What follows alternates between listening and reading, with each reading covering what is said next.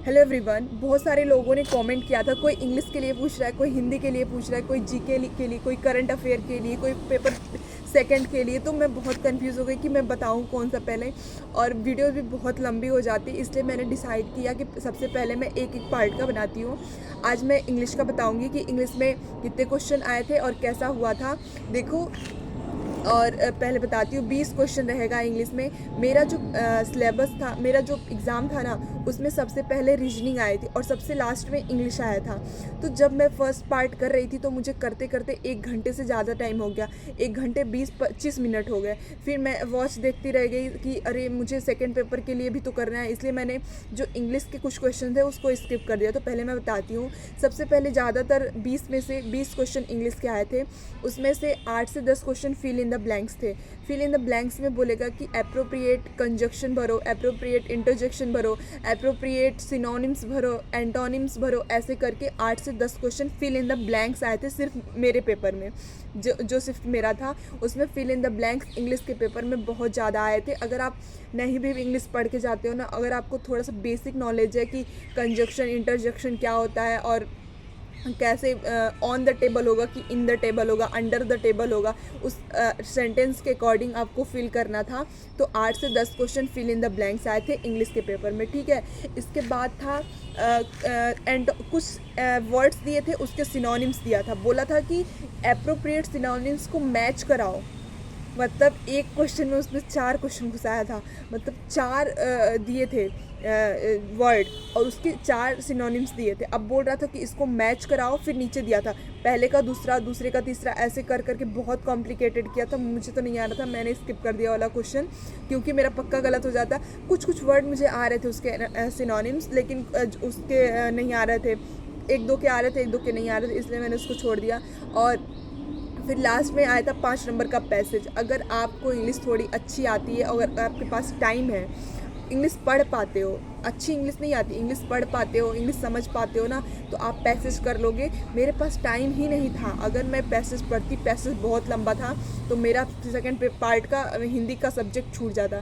इसलिए मैंने डिसाइड किया तुरंत कि नहीं, मैं अपने ईगो को हटा के ईगो पे नहीं लूँगी कि नहीं मैं पैसेज पढ़ूँगी और पैसेज को दूँगी। मैंने छोड़ दिया 5 नंबर की, भाई नहीं मुझसे, क्योंकि मैंने 8 से 10 क्वेश्चन इंग्लिश में अटैम्प्ट कर लिए थे और मैं सोच के गई थी कि मैं 8 से 10 क्वेश्चन ही इंग्लिश में करूँगी, क्योंकि इंग्लिश मुझे बहुत अच्छे से नहीं आती। इसलिए मैंने पैसेज को स्किप कर दिया। तुरंत डिसीजन लिया कि नहीं, मुझे इंग्लिश का पैसेज नहीं करना है। अगर मैं करूँगी तो मैं इसमें उलझ जाऊँगी और मेरे पास सिर्फ आधे घंटे बचेंगे सेकंड पार्ट करने के लिए, इसलिए मैंने इंग्लिश को छोड़ दिया। तो आई होप आप लोग को समझ आया होगा कि इंग्लिश में बहुत ज़्यादा अगर आपको आ रही है तभी 15 से 20 क्वेश्चन, 15 से 18 क्वेश्चन अटैम्प्ट करने हैं, वरना तो मैं यही सजेस्ट करूँगी कि इंग्लिश का पैसेज बहुत उलझाव देते हैं, वो बहुत लंबा पैसेज था, इसीलिए मैं डर के ही छोड़ दी उसको, ठीक है। और बहुत सारे लोगों ने कमेंट किया कि इंग्लिश का आज हो गया। आज मैंने इंग्लिश का बता दिया, अब मैं कल हिंदी का, जनरल हिंदी का और सब्जेक्ट का वाला बता दूंगी। ऐसे कर करके थोड़े थोड़े वीडियो बनाऊंगी, क्योंकि वीडियो लंबी हो जा रही है और उसमें बहुत सारे कन्फ्यूज़न रह जा रहे हैं। और कुछ तो कह रहे हैं कि यार तू तो फेल ही होनी है। तो ऐसा आप लोग मत बोलिए, हो सकता है कि निकल ही जाए, और फेल होना वो तो मेरे हाथ में नहीं है ना, मैंने तो एग्ज़ाम अपना दे दिया। और कुछ लोग बोल रहे थे कि आप ये बता दो कि पेपर नए सिलेबस के अकॉर्डिंग आया है कि पुराने सिलेबस के अकॉर्डिंग आया है।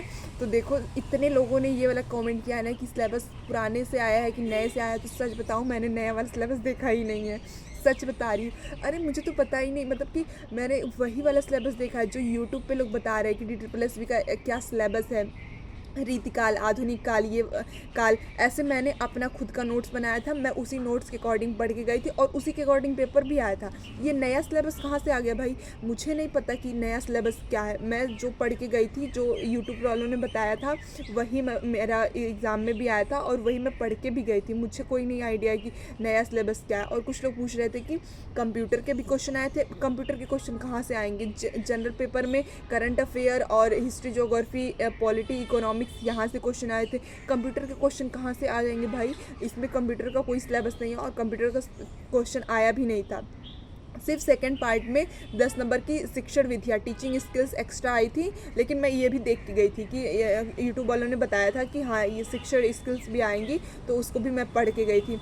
और कुछ लोगों ने कमेंट किया कि क्या लैंग्वेज चेंज कर सकते हैं या इंग्लिश में ही रहेगी। देखो लैंग्वेज चेंज कर सकते हैं, या तो हिंदी में कर सकते हैं या तो इंग्लिश में कर सकते हैं। मेरा सब्जेक्ट हिंदी है, मैं हिंदी में कंफर्टेबल हूँ, इसलिए मैंने सबसे पहले हिंदी में कर लिया उसको।